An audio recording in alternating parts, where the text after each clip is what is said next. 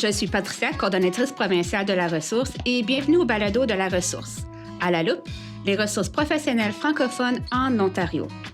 La ressource est une initiative provinciale qui vise à améliorer l'accès aux services cliniques spécialisés francophones en Ontario.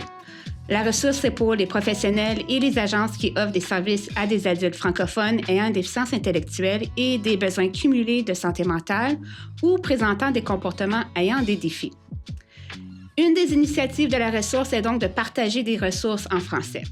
Nous avons un site web dans lequel on peut retrouver des articles, des mémoires et des ressources sur les sujets de la déficience intellectuelle et des sujets connexes tels que la sexualité, la trisomie 21 et la santé mentale. Nous animons également des groupes de discussion virtuels avec des participants travaillant dans le secteur de la déficience intellectuelle à travers l'Ontario sur des sujets variés tels que les défis en matière de logement, le mapping communautaire et sur la mort et le deuil. Alors, nous commençons un nouveau moyen de partage de ressources, soit le balado-diffusion. Pour notre sujet d'aujourd'hui, nous allons nous pencher sur l'importance de créer et de soutenir un véritable chez-soi pour les personnes que nous accompagnons, tout en offrant un appui de qualité centré sur la personne et sur ses besoins. Pour en parler davantage, nous avons invité Rachel Fournier, superviseure résidentielle à Valoris pour enfants et adultes de Prescott Russell. Tout d'abord, un peu sur Rachel. Rachel fait partie de l'équipe Valoris depuis plus de 15 ans et cumule une belle expérience dans le domaine des services sociaux. Elle a passé plus de 10 ans à gérer des projets et coordonner des formations et événements au sein de l'équipe de Valeurs et Solutions, une société apparentée à Valoris. Elle est titulaire de diplômes en psychologie et en travail social et vient de compléter une maîtrise en counseling et spiritualité. Son travail est inspiré par diverses approches, dont la valorisation des rôles sociaux, l'enseignement par la douceur et les stratégies de leadership inspirées par Creating Magic de Disney. Elle croit profondément dans l'importance de créer des milieux de vie bienveillants et accueillants où chaque personne peut s'épanouir et atteindre son plein potentiel. Rachel, bienvenue à notre série de balados avec la ressource. Merci, Pat. Je suis contente d'être ici avec toi ce matin. Peux-tu te présenter et nous parler un peu de ton parcours professionnel? Bien sûr, tu en as déjà dit beaucoup, mais j'ai commencé chez Valoris il y a plus de 15 ans comme intervenante en protection. Après quelques années d'avoir travaillé avec les familles et les jeunes, j'ai joint l'équipe de Valeurs et Solutions où j'ai travaillé pendant 10 ans à gérer différents projets, à coordonner et développer des formations, puis organiser divers événements corporatifs. Pendant cette période, j'ai eu la chance d'approfondir mes connaissances sur la valorisation des rôles sociaux, une approche qui est au cœur de tout ce qu'on fait chez Valoris. J'ai aussi utilisé et enseigné des outils comme Passing, Kev, Maps et Pat pour soutenir les personnes et également guider des projets organisationnels.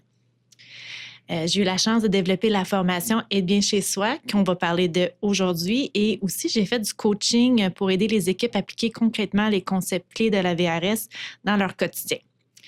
Cette expérience était super enrichissante pour moi et a me mené à mon rôle actuel que j'ai maintenant. Donc, je suis contente d'être ici aujourd'hui pour te parler de l'importance d'être bien chez soi parce que je crois que ça fait vraiment toute la différence. Avant de plonger dans le sujet d'être bien chez soi, parlons un peu de la valorisation des rôles sociaux parce qu'il y a un lien qui est très important entre la VRS et le concept d'un vrai chez-soi. Alors, Rachel, brièvement, c'est quoi la VRS? La VRS, ça nous enseigne que quand une personne est perçue négativement ou dévalorisée, elle est moins bien traitée et a moins accès aux bonnes choses de la vie. L'objectif, donc, de la VRS, c'est de renverser ça en aidant les personnes à risque de dévalorisation à occuper des rôles sociaux valorisés, ce qui va favoriser l'inclusion, la dignité et l'accès aux bonnes choses de la vie. Ces bonnes choses de la vie incluent avoir une famille ou un petit groupe intime, des amis, un chez-soi, un emploi valorisé, des loisirs et plein d'autres choses. Dans les milieux résidentiels, avoir un vrai chez-soi n'est pas toujours évident. Et c'est pour ça qu'on a développé la formation pour aider le personnel à soutenir les personnes à créer un espace où il fait bon de vivre. Mais dans le cadre de la VRS, c'est quoi vraiment? Qu'est-ce que ça signifie avoir un vrai chez-soi? Bien, bonne question, Pat. Justement, je demande souvent aux gens, qu'est-ce qui rend votre chez-soi agréable. Puis souvent, c'est un mélange de choses. Donc, les personnes avec qui on vit, souvent on les a choisies, souvent on les aime. L'endroit où on habite, c'est nous souvent qui le choisit, soit en ville, soit en campagne. Les repas, nos horaires, qui on invite et surtout quand qu'on les invite. Nos activités, sans oublier nos animaux de compagnie, la déco qu'on choisit, les odeurs, tout ça fait vraiment qu'un milieu fait en sorte qu'on se sent chez soi. C'est vrai aussi parce que j'y pense comme nous et toi, ou moi et toi, c'est nous qui décidons justement comment est-ce qu'on va décorer notre maison. Euh, Est-ce qu'on invite du monde? Est-ce qu'on a des parties chez nous? Le genre de manger qu'on fait, et ainsi de suite. Fait que c'est vrai, il faut penser à ça, que nous, on a beaucoup de décisions dans notre chez-soi ou dans le développement de notre chez-soi. Absolument, mais malheureusement, pour beaucoup des gens qu'on accompagne, ils n'ont pas choisi leur maison, ils n'ont pas choisi leur colocataire, Ouais. ni même le personnel qui supporte. Souvent, on décide pour eux beaucoup de choses parce que c'est plus facile ou on a beaucoup d'autres choses à gérer. Donc, on va décider leur horaire, leur repas, les activités, le décor, même, c'est ça, euh, pas mal, beaucoup de choses. Puis les choix sont très limités. Par contre, ce qu'on cherche à faire, c'est vraiment d'aider les gens à recréer un vrai chez-soi. Donc, un endroit qui est confortable, comme notre maison à nous, qui est sécuritaire, où il fait bon de vivre, où qu'on peut être nous-mêmes, pleinement nous-mêmes, comme être confortable en jogging ou de pouvoir s'exprimer, de s'épanouir. Un lieu aussi où on se sent à l'abri des tempêtes. Donc, on vit tous des moments difficiles dans la vie, puis souvent, c'est à la maison qu'on se sent bien, avec nos petits doudous, avec un petit café ou un thé. Aussi, un endroit où on peut prendre, où on a plein de choix, où on peut inviter nos amis, nos familles quand on le veut, puis un endroit où on peut vraiment pleinement s'épanouir. Donc, c'est ça qu'on cherche à faire. C'est vraiment de créer leur potentiel. Ouais, c'est ça. C'est de créer leur potentiel, c'est créer de leur chez-soi ou c'est d'avoir cette vision de créer leur chez-soi. Mais comment est-ce qu'on fait ça? Justement, parce que surtout dans des milieux de vie, dans des résidences, donc comment est-ce qu'on peut aider les personnes à créer un vrai chez-soi qui leur appartient? Hmm. Bien, bonne question. Une des choses qu'on a faites quand on a développé la formation, c'est qu'on a utilisé l'outil de ce qui est culturellement valorisé, donc la fameuse courbe de l'ECV, pour définir. Premièrement, c'est important de définir à quoi ressemble un vrai chez-soi, par exemple, pour un homme de 55 ans. Donc, dans la communauté, un homme de 55 ans habiterait où? Avec qui? À quoi ressemblerait sa chambre? À quoi ressemblerait sa maison? Quelle sorte d'activité qu'il ferait? Quelle sorte de décor? Donc, on se pose ces questions pour vraiment avoir un équivalent culturellement valorisé. Dans cette courbe ECV. Oui. Okay. Puis à partir de ça, ben là, on peut, ça nous guide à voir, mais si on supporte un homme de 55 ans, mais qu'est-ce qu'on peut faire pour le rapprocher autant que possible de cette réalité-là de tous les autres? Donc, on utilise vraiment la courbe pour nous guider. Puis, ben, si je peux définir un petit peu plus, ben, un vrai chez-soi, souvent, c'est bien ordonné. Quand on pense à une maison ou un chez-soi valorisé dans la communauté, peu importe l'âge de la personne, souvent, ça va être bien ordonné, ça va être accueillant. Pensons quand on va chez des amis, souvent, tu sais, on rentre, la maison est propre, ça sent bon. Donc, on cherche à créer ça aussi pour les personnes. Souvent, ben, quand on va chez des amis, c'est nos amis qui ouvrent la porte, c'est pas du staff. Oui, donc aussi, on cherche à faire en sorte que si les gens sont en mesure, ben c'est eux qui rouvrent la porte à des contracteurs, aux employés. Aussi, ben, un endroit où on se sent en sécurité, donc d'avoir bien pensé que la maison est sécure. Aussi où que les gens peuvent avoir autant de choix que possible. Donc, leur poser les questions, qu'est-ce que vous voulez manger cette semaine? Puis essayer d'inclure ça dans les menus, que leur horaire ressemble. Donc, si je parlais tantôt d'un homme de 55 ans, bien, l'horaire de la personne qu'on supporte, c'est 55 ans, devrait ressembler autant que possible à un homme valorisé dans la communauté. Donc, souvent, un homme de 55 ans va peut-être nettoyer. Tu sais, quand il y a de la neige, va pelleter. À l'été, va tondre le gazon. Donc, aller porter les poubelles au chemin. Donc, c'est toutes des choses comme ça qu'on cherche à recréer dans le milieu pour que ça soit un vrai chez-soi pour la personne. J'ai une question pour ça. Quand il y a plusieurs personnes de différents âges, disons, qui habitent dans un milieu de vie ou dans une résidence, comment est-ce qu'on fait donc pour que le milieu de vie ressemble à chacune des personnes? Parce que c'est différentes personnes, ça peut être différentes personnalités. Est-ce qu'on essaie disons, d'avoir le même âge ou des personnes qui ont le même âge dans une résidence? Ou est-ce que si ça Quand c'est possible, je dirais que c'est l'idéal. Bien sûr que disons, des hommes de 55 ans habiteraient ensemble, 50, 60, donc ça se ressemble. Par contre, des fois, c'est pas toujours possible pour différentes raisons. Donc, ça serait vraiment de personnaliser la chambre à la personne, à ses intérêts, à ses forces, à ses couleurs préférées, mais en étant aussi typiquement valorisé. Donc, si quelqu'un aime beaucoup, par exemple, Winnie the Pooh, puis il y a 35 ans, on va pas vouloir décorer la chambre de cette façon-là, sauf que ça ne nous empêcherait pas d'avoir un toutou, peut-être un item collectif, tu sais, un item de collection, je veux dire, de Winnie the Pooh dans sa chambre. Par contre, on essaierait vraiment de rendre ça typique pour une personne de 35 ans, la même chose pour un homme de 55. Donc, vraiment que la chambre soit personnalisée à ses goûts, ses intérêts, mais aussi que ça soit valorisé. Donc, c'est plus que l'esthétique, disons. C'est aussi une question pour leur dignité, puis aussi de leur participation active. Absolument. Donc, oui, l'esthétique, c'est super important. Comme qu'on parlait tantôt, même, disons qu'on mélange plusieurs personnes dans un même milieu, une maison ressemble quand même à une maison. Tu sais, je veux dire, on va essayer de rendre ça aussi accueillant, aussi beau que possible. Puis, on le sait tous qu'une maison bien ordonnée, ça a un impact sur la santé mentale. Oui. Donc, ça, on garde ça en point de vue, mais comme tu dis, c'est beaucoup plus que juste la beauté, le volet accueil. C'est aussi toutes les tâches qu'on peut impliquer quelqu'un. Puis on se base vraiment à qu'est-ce qui est typique pour une personne de tel âge en prenant en considération leurs limitations. Donc, quelqu'un en chaise roulante peut peut-être pas aller pelleter, mais il y a d'autres tâches qu'il peut faire, comme défaire la vaisselle, aider avec le lavage, toutes ces choses-là. Donc, dans le fond, on personnalise selon les forces de la personne, mais aussi leurs défis. Donc, vraiment, c'est d'avoir une belle décoration, mais c'est aussi leur implication dans la maisonnée, dans entretenir la maison et ainsi de suite. Donc, c'est vraiment développer leur chez-soi. Oui, parce que si on n'aide pas, on ne se sent pas comme c'est notre chez-soi. Donc, si quelqu'un s'occupe de tous les repas, la bouffe, le décor... C'est comme dans un hôtel, là, ou dans tu ne te sens pas chez toi, tu ne te sens pas... mais si vraiment tu as un rôle actif, donc tu es toujours la personne qui va aider avec l'épicerie, qui va aider avec les repas...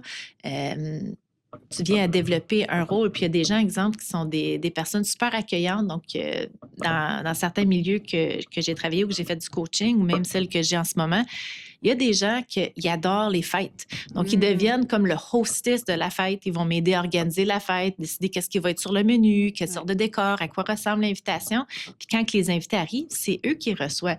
Donc, le rôle est beaucoup plus actif que si nous, on prendrait toutes les décisions pour eux, mais ça ne devient pas leur party, c'est plus notre party à nous.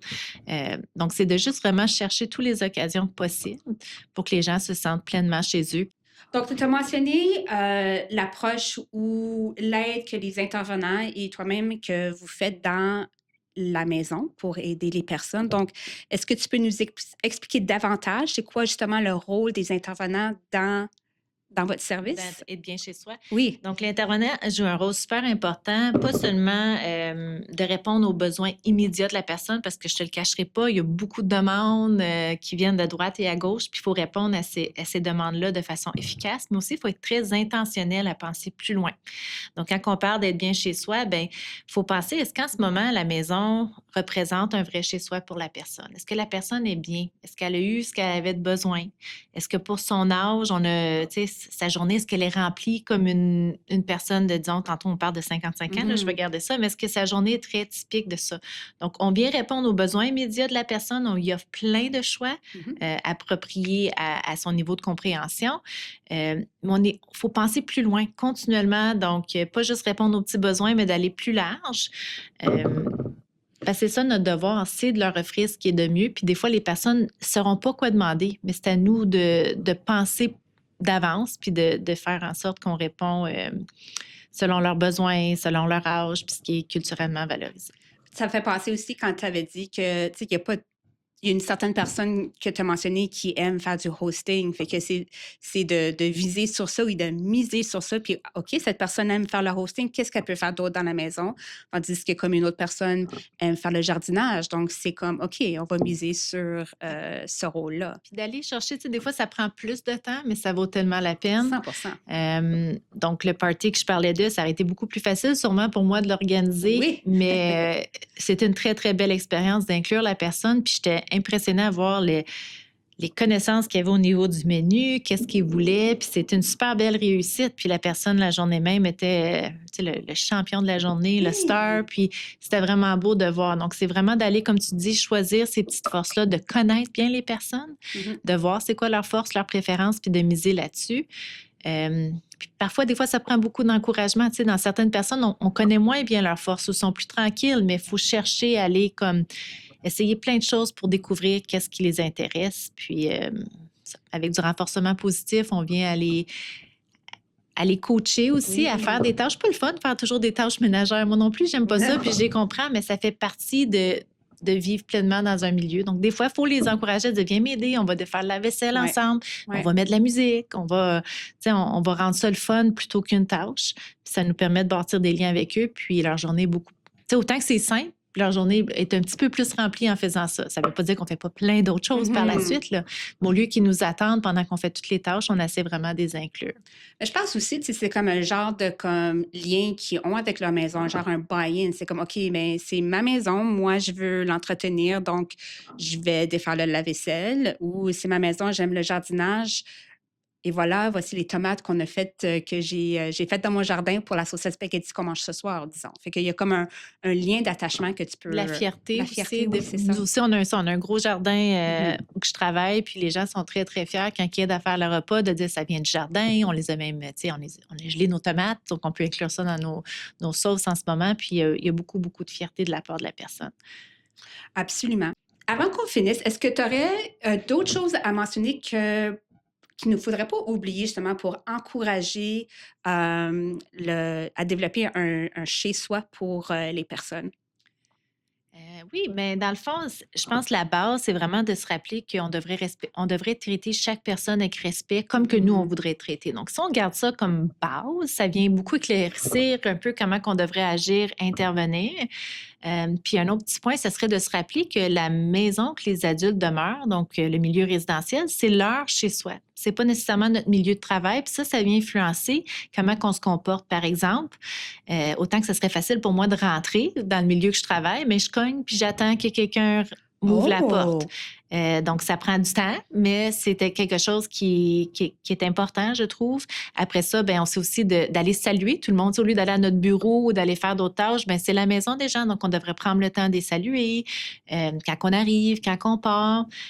Puis aussi, leur demander ce qu'ils préfèrent pour soit la journée, leur repas, plutôt d'assumer. Tu sais, c'est souvent beaucoup plus facile, comme je disais tantôt, d'assumer certaines choses, de prendre des décisions, mais si on se rappelle que c'est leur maison puis que notre but ultime, c'est de le rendre aussi chaleureux et agréable que possible, mais ça vient un peu influencer la façon qu'on agit avec les personnes qu'on supporte. Est-ce que vous encouragez beaucoup, disons, comme la visite de famille et d'amis et puis comment est-ce qu'on vous gère, pas gérer ça, mais comment est-ce que vous encadrez puis encouragez les visites? Je pense que ça dépend des milieux. C'est définitivement quelque chose qu'on veut travailler davantage, je dirais, dans chacun des milieux, mais dans notre cas, le party qu'on a eu dernièrement, bien, toute la famille était invitée à venir. Il y a eu une belle participation, mais ça serait le fun de le faire beaucoup plus souvent aussi, puis que la personne est vraiment... Mais dans le milieu que je travaille, il y a souvent de la visite, les parents peuvent venir, puis... mais je dirais qu'il y a toujours aussi façon d'améliorer. Donc, d'augmenter ces occasions-là, puis aussi l'autonomie de la personne à l'heure qu'ils vont arriver, comment ils reçoivent la famille, dans quel endroit pour que ça soit aussi valorisant que possible. Mais vous commencez bien justement comme avec cette idée d'être bien chez soi. Donc, c'est comme on a mentionné, c'est beaucoup plus esthétique. C'est comme le respect, c'est la fierté. Puis ça inclut aussi inviter des amis. Puis aussi, ce que j'ai aimé, c'est que même vous cognez à la porte, vous sonnez à la porte pour pouvoir rentrer dans la maison avant de rentrer. C'est bien. Ça doit être délibéré. Hein. Puis ça m'arrive, je vais être honnête, ça m'arrive que je peux l'oublier, mais comme de façon délibérée, il faut prendre ce choix-là puis d'attendre. Parce que c'est pas comme un bureau, un édifice qu'on rentre, disons, chez toi à Valoris ou à un centre de service de Valoris. C'est vraiment une résidence. Donc, c'est bien que vous mettez ça dans votre tête. Donc, Rachel, comme je pose la question à tout le monde, la dernière question. Dans une phrase ou deux, quelle est la ressource, soit une idée ou une réflexion que tu aimerais partager avec nos auditeurs? Je pense que l'outil qui est le plus que j'utilise le plus souvent puis qui m'aide plus. C'est l'outil que je parlais tantôt de l'équivalent culturellement valorisé, donc la courbe de l'ECV. Moi, je l'utilise à toutes les décisions que j'ai à prendre en me posant la question, dans telle situation, qu'est-ce qui est le plus typique valorisé pour une personne du même groupe d'âge? Mm-hmm. Puis j'utilise ça vraiment comme ma base pour prendre des décisions puis agir. Donc, je recommanderais à tout le monde de se poser ces questions-là quand ils ont des décisions difficiles à prendre. Même aussi simple que comment on devrait décorer une chambre. Bien, une chambre d'une personne de 35 ans ressemble à quoi? Puis est-ce qu'on peut essayer d'offrir la même chose à la personne qu'on supporte? Si on organise un barbecue, par exemple, dans un milieu résidentiel, un barbecue typique avec des amis et la famille, ça ressemble à quoi? Une fois qu'on a notre réponse, c'est assez simple, bien, on cherche à offrir exactement la même chose dans le milieu résidentiel. Donc, moi, c'est mon outil que je te dirais, j'utilise à tous les jours et plusieurs fois par jour. Donc, c'est la ressource que je laisserai aux gens puis j'encouragerai aux gens d'utiliser. Est-ce que c'est une ressource qu'on peut partager avec les auditeurs? Absolument, je pourrais te partager l'outil. Excellent. Donc, on va mettre ça dans les documents ressources qui sont inclus avec les liens du balado. Donc, merci beaucoup, Rachel. Nous apprécions ton temps et ton partage d'informations sur ce sujet qui semble très important pour les personnes. Ça fait plaisir. Valérie. Merci. Donc, ce que je retiens, donc, comme professionnel, comme Rachel a mentionné, qui accompagne des personnes en milieu résidentiel, c'est super important de prendre le temps de façon intentionnelle pour leur offrir un vrai chez-soi. Donc, c'est une des bonnes choses de la vie, selon la VRS, la valorisation des rôles sociaux. Donc, on peut s'appuyer sur ce qui est culturellement valorisé pour leur groupe d'âge ou juste se demander si j'étais à leur place, à une femme de 45 ans, disons, qu'est-ce qui ferait de ce lieu un vrai chez moi, pour moi? Et surtout, passer à l'action pour que ça devienne une réalité. Donc, pour les auditeurs, on a d'autres balados disponibles pour votre écoute, soit le système de compétences, le système judiciaire, sur l'employabilité et sur le logement et le subsidy. Nous avons également en vue d'autres balados dans les prochains mois. Pour l'instant, les balados sont disponibles sur Spotify, Amazon, Apple et YouTube et les liens des balados sont partagés sur le site web et l'infolette de la ressource. Un grand merci à notre producteur Sébastien Larocque. Son aide est précieuse dans la réalisation de notre série de balados et un grand merci aux auditeurs de votre écoute. Les balados de la ressource, c'est de faire briller les ressources professionnelles en Ontario français. Merci et à bientôt.